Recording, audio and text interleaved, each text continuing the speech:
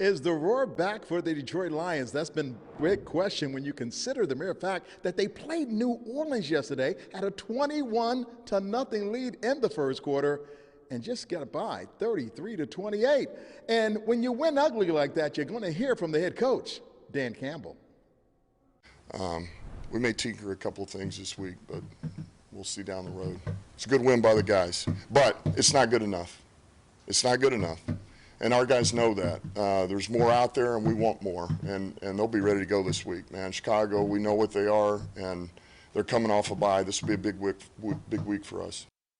Ooh, that should be a great time when you consider the mere fact that Chicago wants to win this game. Now, we are inside right now, and I want to show you this Christmas tree.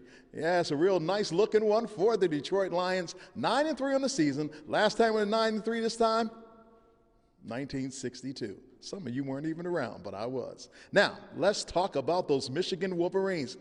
Now, you talk about the roar, but I smell some roses, even before they knew they were going to the Rose Bowl. I was in Indianapolis, and we had an opportunity to talk to the players, and you wouldn't believe it. They said, "Ronnie, are you Nostradamus?" I said, "No, but I know Rose Bowl when I smell one."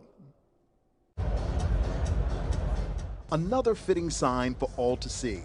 And this one, they earned it. As fans watch Saturday's celebration of Michigan's domination, 26-0 over Iowa, the Wolverines won another Big Ten championship, their third in a row.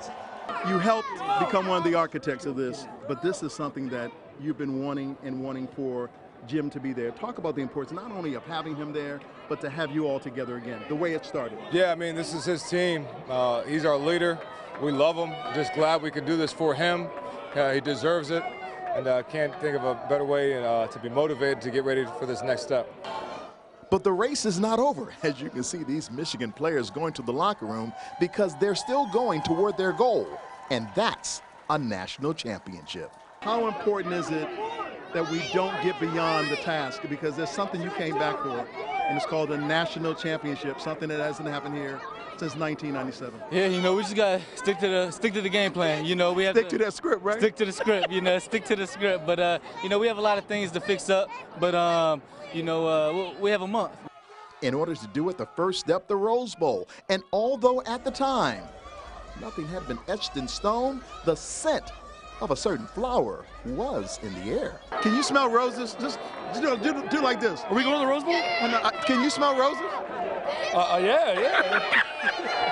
For you, would that be the perfect place? I mean, you know, I'm always in a situation where you got to predict the future, but would that be a perfect setting to a national championship picture? It would be great. It would be great. But you know, whatever happens, happens, and we're ready to play whoever, wherever, whenever. You know, that's what we're built for. With some road dogs, and we're ready to get this next victory.